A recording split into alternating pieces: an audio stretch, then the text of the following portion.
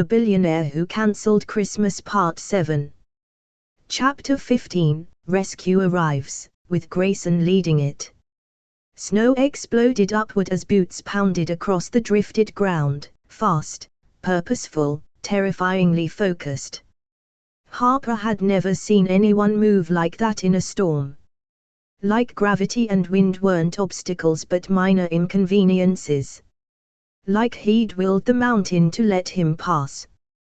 Grayson Hale. Hatless. Breathless. Eyes burning with a fear he clearly didn't have time to hide. Behind him, 3 rescue staff members struggled to keep pace, carrying ropes, harnesses, and emergency gear. But Grayson didn't care about coordination. He didn't care about protocol. He cared about one thing. "Harper," he shouted again, voice echoing off the cliffs. Harper's heart lurched hard enough to shake the cold from her bones. "I'm here," she called back, raising one trembling hand. "I'm okay." The lift chair swayed again, a long, slow arc that made her stomach flip. Grayson stopped directly beneath her, chest heaving, snow catching in his hair and melting instantly against the heat radiating off him. He looked up at her. And for the first time since she'd arrived, since that awkward lobby moment, the hot chocolate truce, the almost kiss, his expression wasn't guarded. It wasn't controlled. It wasn't restrained. It was raw. Unmasked. Terrified. "Don't move," he called up, voice edged with something close to desperation. "Harper, do not move." She let out a small, unsteady laugh. "Trust me, that wasn't on my list of hobbies today." He exhaled sharply, relief mixed with worry so blatant she didn't know where to look. One of the rescue workers tugged at his sleeve.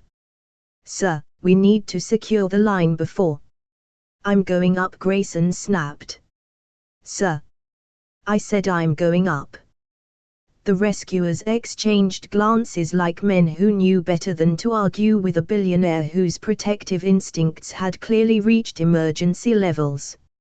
Rosalind watched from the maintenance platform, hand over her mouth, tears frozen to her cheeks.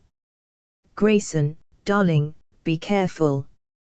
But Grayson wasn't listening to anyone. He grabbed the harness, tightened the straps with quick, practiced movements that suggested he'd trained for mountain emergencies before but hoped never to use it, and clipped himself onto the rescue rope. Harper stared down, awe and fear tangling inside her. "Grayson," she called, voice shaking with cold and something else entirely. "You don't need to." He shot her a look so intense it cut the wind in half. "Harper," he said, voice low and firm, "I do." The rescuers steadied the line. The wind howled. Snow slapped sideways across their faces.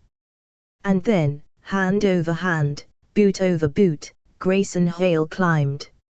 Every movement was controlled, powerful, fueled by something that had nothing to do with logic and everything to do with emotion he'd refused to acknowledge until this very moment. Harper watched him ascend slowly through the swirling snow. He didn't look down. He didn't waver. He didn't hesitate. His eyes stayed fixed on her, a lifeline she didn't know she needed until she met his gaze and felt heat stir beneath the cold. When he reached her chair, the wind rocked it again. He caught the side immediately, gripping it with both hands. "Easy," he murmured, more to her than himself. "I've got you." Her breath trembled. "I didn't think you'd." "Of course I would." His voice wasn't stern or annoyed or professional. It was soft. It was scared. It was real. He secured the harness clip around the metal bar, double-checking it like he didn't trust any of it unless he'd done it himself. "You're freezing," he said, frowning at her trembling. "I've been hanging out," she whispered, attempting humor even as her lips shook. A flash of something, affection, relief, panic, crossed his eyes. "Never do that again," he said quietly, a command and a plea tangled together. She swallowed hard. "Noted." A rescue worker shouted from below, "Line is secure. Bring her down slow." Grayson nodded and reached out. "Take my hand," he said. Harper lifted her numb fingers, placing them into his glove. He closed his hand around hers, warm, strong, grounding, and something inside her steadied instantly. "Ready?" he asked. "Not even a little," she whispered. His lips curved in the softest, saddest almost smile. "You're doing great." The chair lurched as the pulley system lowered them inch by inch. Harper's grip on him tightened. He shifted closer, one arm bracing around her shoulders to keep her steady, shielding her from the wind with his own body. His coat brushed her cheek. She could feel his heart pounding, fiercely, rapidly, like he'd sprinted the whole mountain to reach her. He had. When they finally reached the ground, her boots touched the snow so lightly it felt unreal. The second her weight registered, Harper's knees buckled, not from fear, but from the shock of being safe again. Without hesitation, Grayson caught her. Fully. Completely. Arms around her, holding her upright, pulling her against his chest with a force that told her all the things he wasn't saying out loud. Harper gasped softly, partly from relief, partly from the sudden warmth, partly from the almost desperate way he held her. His breath shook against her hair. "Harper," he whispered, voice low and broken around the edges, "I thought." He swallowed hard. "I thought I'd lost you." Her fingers curled into his shirt instinctively. "You didn't," she whispered. "I'm right here." He pulled her even closer. No hesitation. No distance. No emotional armor. Just pure, human relief. The rescuers pretended not to stare. Rosalind watched with a hand over her heart, breath catching in her throat. The world around them blurred, snow, wind, shouts, equipment, all fading beneath the intensity of Grayson Hale's arms around the woman he'd insisted was merely an inconvenience just days ago. He didn't release her quickly. Not until her breathing leveled. Not until his own heartbeat slowed. Not until the shaking in his hands eased. And even then, he kept one hand on her back, as if reassuring himself she was truly, undeniably safe. Harper leaned into him, exhausted, overwhelmed, and stunned by the fierce protectiveness pouring off him like heat from a fire. For the first time since she'd arrived, she saw him clearly. Not the cold billionaire. Not the CEO of Holiday Shutdown. Not the man locked behind emotional steel doors. But a man who cared. Deeply. Dangerously. Maybe more than he intended to. And as Rosalind watched the two of them, her son holding Harper like she was the only thing anchoring him to the earth, something shifted behind her eyes too. Something she'd been unwilling to see. Until now. Chapter 16, Rosalind reconsiders her judgment. The rescue team dispersed gradually, their voices fading into the snowfall as they headed back toward the resort. Equipment clinked, radios crackled, boots crunched against the thick drifts. But the two people standing at the center of the scene remained perfectly still. Harper, catching her breath. Grayson, holding on to her like the storm might try to steal her back. Rosalind Hale stood a few yards away, frozen in place for an entirely different reason. She had seen many things in her life, high-stakes charity events, business negotiations, the sort of elegant spectacles most people only see on magazine covers. But she had never seen her son like this. Disheveled. Snow-dusted. Terrified, and not hiding it. Not hiding anything. The wind tugged at Rosalind's coat, but she didn't move. She watched, eyes wide, breath unsteady, as Grayson kept one arm wrapped securely around Harper's back, his thumb brushing absent-mindedly up and down her arm. Not romantically. Instinctively. As if he needed the constant contact to reassure himself she was truly safe. Harper whispered something softly, too soft for Rosalind to hear, and Grayson's shoulders eased, just slightly. Rosalind's heart clenched.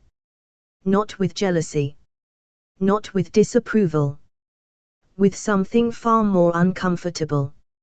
Realization. She had misjudged this girl, completely, embarrassingly, unmistakably. Harper wasn't loud or self-important. She wasn't trying to shove her way into Grayson's world. She didn't flaunt her existence or cling to status like so many of the people Rosalind had introduced to her son over the years. No. Harper had been gentle. Warm. Genuinely kind. Kind in a way Rosalind had dismissed, ignored, because she'd been too busy organizing alliances and legacy connections to notice what actually mattered. And now, standing in the freezing wind, Rosalind watched as Harper looked up at Grayson, offering him a tired but sincere smile. A grounding smile. A human smile. Grayson inhaled shakily, forehead lowering for half a second until it nearly touched hers, a quiet moment of anchoring that stole Rosalind's breath entirely. This wasn't politeness. This wasn't obligation. This wasn't convenience. This was real. Even if neither of them fully understood it yet. Rosalind took a step forward, slowly, cautiously, like she was approaching a fragile scene she wasn't sure she had permission to interrupt. Grayson, she called softly. He didn't let go of Harper, but he looked up. His expression shifted when he saw his mother. He didn't pull away from Harper, but he straightened slightly, shoulders snapping into a tense line. "Mother," he said, voice quiet but steady. Harper stepped back a little, trying to give him space, but Grayson's hand remained on her back, gentle, protective, unconsciously firm. Rosalind blinked at that small gesture. It hit her harder than she expected. She cleared her throat, her voice tight. I never imagined." Her words faltered, the sentence drifting off into the wind. Harper, still shivering, offered a sympathetic smile. "It's okay. You didn't know the storm would flare up." "No," Rosalind whispered, shaking her head faintly. "Not the storm." Grayson's brows pulled together. "Mother." Rosalind lifted a hand, stopping him gently. Her gaze moved between the two of them, her son, who had always carried himself like a fortress, and Harper, who stood beside him with soft resilience and steady calm. "You kept me calm," Rosalind said to Harper, voice trembling with sincerity. "During the lift malfunction. I was panicking, and you held yourself together far more gracefully than I did." Harper shook her head. "Anyone would have." "No," Rosalind interrupted, firm but emotional. "Not anyone. And certainly not I." Her breath fogged the air. "I judged you too quickly," she admitted. "And unfairly. I assumed you were a disruption. A complication. Someone who didn't belong in this part of our world." Harper's eyes softened with surprise. Grayson's hand paused on her back. Rosalind swallowed, gesturing helplessly between them. "But when I saw him..." Her voice cracked. When I saw how he ran through that storm for you, how he climbed that lift without hesitation. She exhaled shakily, mascara smudged under her lashes. I realized I've been blind. Harper blinked, not expecting judgment to melt this quickly, or this honestly. Grayson, however, tensed. His voice was quiet. Careful. Mother, this isn't. Rosalind cut him off with a soft smile, a sad one, a proud one, a humbled one. I have spent years trying to protect you, she said gently. From heartache. From uncertainty. From anything I couldn't control. She laughed weakly. As if I ever truly could. Snowflakes clung to her lashes as she looked at Harper again. And I didn't see what was right in front of me. A woman who showed compassion without being asked. Who stayed calm when I fell apart. Who made my son feel. Grayson inhaled sharply, a nearly imperceptible sound, but Harper heard it. Rosalind's gaze flicked to her son, softening even further. I have organized galas, partnerships, introductions, expectations, all in hopes of guiding you toward a future you could manage. A future that wouldn't hurt you. She shook her head slowly.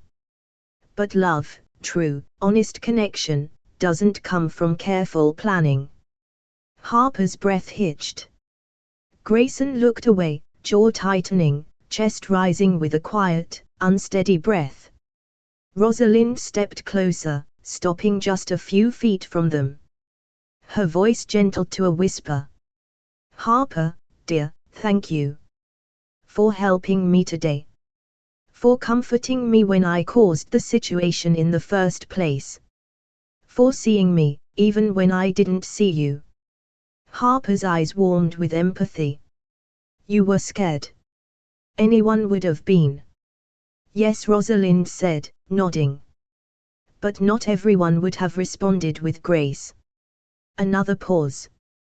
Then, in a moment neither Harper nor Grayson expected.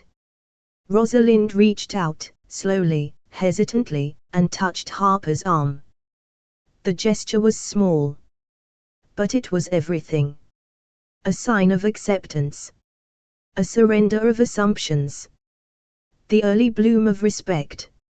Rosalind's voice softened even more, gentler than any tone she'd used since the day Harper arrived. I misjudged you, she whispered. And I am so very sorry. Harper's throat tightened. Rosalind, you don't have to. I do, Rosalind insisted, the wind catching her words. Because for the first time, I understand that you weren't the disruption. She shook her head, smiling weakly. I was. Something in the air shifted, a softening, a settling, like the storm itself was listening. Grayson's shoulders eased. A tension he'd been carrying for years seemed to loosen, faintly, but unmistakably. For a moment, the three of them simply stood there, enveloped in the hush of falling snow. Harper, still shaken but grounded. Grayson, still holding on, but with gentler strength. Rosalind, still trembling, but changed. And somewhere in the quiet grief and gratitude of that moment, familial walls began to crack. Old wounds began to ease. And Rosalind Hale began to see Harper not as an intruder, but as someone who mattered. Chapter 17, The Gala That Shouldn't Have Happened. By nightfall, the resort had transformed. Not gently, not subtly, no, Rosalind Hale had commanded an operation that felt suspiciously like she'd hired a Broadway set crew in secret. Chandeliers glowed gold from the ceiling of the grand ballroom. Velvet drapes shimmered against the walls. Snow outside framed every window like an overproduced holiday card. Harper almost laughed at the absurdity of it. Hours earlier, she'd been dangling over a ravine. Now, The place looked ready for a high society royal coronation. She wandered the upper balcony that overlooked the ballroom, arms wrapped around herself more for emotional warmth than physical. The staff rushed in polished lines below, placing final centerpieces, adjusting lighting, fluffing floral arrangements that did not need fluffing. Rosalind had insisted the gala go on. Tradition is tradition, she declared, with the same energy someone might use to announce a national holiday. Harper didn't argue. Mostly because she didn't trust herself to speak without accidentally crying. She was exhausted. From the storm. From the lift. From the emotional whiplash of Grayson saving her like she mattered more than anything. From Rosalind's apology that had cracked something open inside her. But the biggest emotional weight. What came after? The silence. Since the rescue, Grayson hadn't said much. Not cold. Not distant. Just quiet. Watchful. Like he wasn't sure what to say or where to put the intensity she'd witnessed in his eyes when he held her. He hadn't avoided her. But he also hadn't sought her out. A strange, fragile in-between space formed, too new to name, too loaded to ignore. And Harper. She felt it everywhere she walked. Now, looking down at the glittering room preparing for a gala she absolutely did not have the emotional bandwidth to attend, she whispered to herself. You are not going to overthink this tonight. You're just going to stay invisible. Yes. Invisibilizing is the goal. She pulled her camera strap higher across her shoulder and exhaled through her nose like a determined cartoon character. She didn't belong at a billionaire gala. And she definitely didn't belong in Grayson Hale's orbit while he figured out whatever storm was brewing inside him. So she did the sensible thing. She hid. Grayson entered wearing a tuxedo so immaculate it probably had stock options. Yet he looked tense. The kind of tension Harper recognized instantly, the tension of someone bracing for a night he'd rather reschedule to a different lifetime. Rosalind fluttered around him, making micro-adjustments to his lapels. Stand still, darling. You look like a Greek statue experiencing anxiety.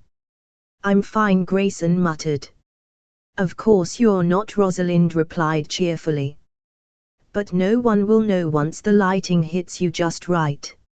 She paused, then lowered her voice gently. She'll be here, you know. Grayson blinked. Who? Harper. His jaw shifted, a tiny movement, but Rosalind caught it. I didn't invite her to the gala, he said carefully. She's a guest, Rosalind countered. She'll come eventually. The staff adore her.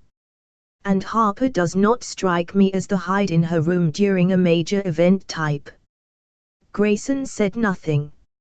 Rosalind patted his cheek with affection. Try not to brood all night, darling. He leveled her with a flat look that absolutely said, brooding is my default operating system. She tried to read. She tried to nap. She tried pacing. None of it worked. Every few minutes she glanced toward the ballroom, hearing music drifting upward. Laughter. Clinking glasses. The occasional burst of applause. Her chest tightened with a feeling she didn't want to name. Longing. Curiosity. Fear of missing the moment. She sighed dramatically to herself. You do not want to go down there, she declared out loud. Her heart responded with, Are you sure? Stop that, she told it. We don't do emotional rebellion. But then came the staff. 3 of them. A tiny delegation with big persuasion energy. Lydia, Daniel, and the young barista appeared at her door like a rescue squad, except instead of ropes and harnesses, they carried fashion supplies, a garment bag, a showbox, and what looked like a crystal hairpin. Lydia knocked lightly. Harper. Harper opened the door halfway. Is something wrong? Yes, Daniel said earnestly.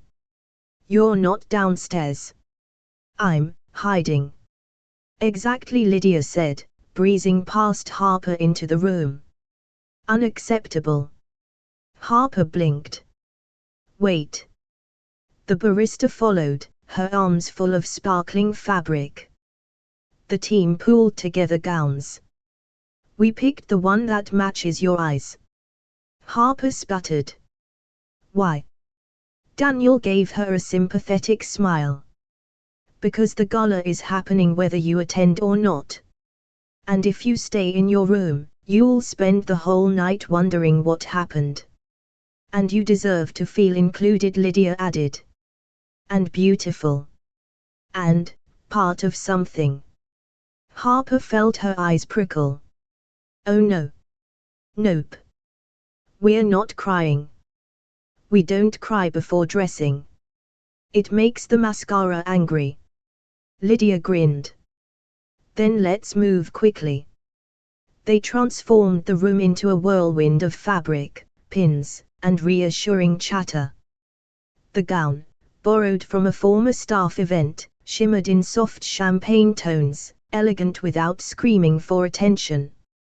The moment Harper stepped into it, the fabric draped around her like it had been waiting for this exact night. Her breath caught quietly. Daniel stepped back, nodding with solemn approval. Yes.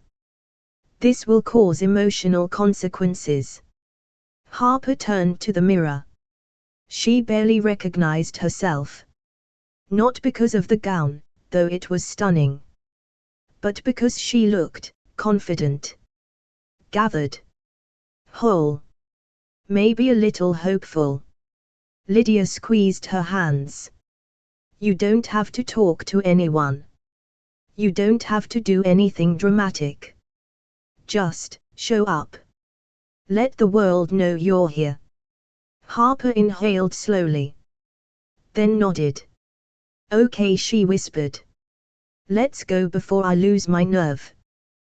The staff escorted her down the stairs like an unofficial entourage. As the music grew louder, Harper's heart thudded in her ears. You're just walking into a room, she told herself. Not auditioning for a telenovela finale. She reached the grand entrance, lights spilling golden from the chandeliers above. The staff offered her proud, encouraging smiles. Harper took one more breath. And stepped into the ballroom. The effect was instant. Conversations stopped mid-sentence. Heads turned. Eyes widened. She wasn't trying to command attention, she just existed. But something about her presence, calm, understated, glowing slightly from the firelight spilling through the windows, made the room shift. Gasps fluttered through the air. Soft ones. Surprised ones. Not mean-spirited, more like, who is that? Clarissa Montague, standing elegantly near the bar, almost choked on her champagne. Rosalind, across the room, blinked in astonishment, followed by a slow, blooming smile. And Grayson. Grayson turned at the exact moment she entered. His breath visibly caught. He didn't move for several seconds. Didn't blink. Didn't even pretend to hide the reaction. Not awe. Not shock. Recognition. Like something inside him finally clicked into place. Harper didn't look away. Couldn't. His expression wasn't cold or restrained or emotionally distant. It was open. Unguarded. Vulnerable. And for a moment, a long, breathtaking moment, the entire gala, with its glittering lights and polished elites and manicured expectations, faded. Just her. Just him. Just the space between them, shimmering with all the things they hadn't had the courage to say yet. Harper's pulse hammered. She hadn't planned on stealing the night. But somehow, she already had. Thanks for listening to Billionaire Romance Stories, where love meets luxury in the most unexpected places. If you enjoyed this story, make sure to like, subscribe, and drop a comment. We love hearing your favorite twists and favorite theories. And don't forget to ring that bell, because in this world of yachts, secrets, and luxurious romance, the next story is always one click away.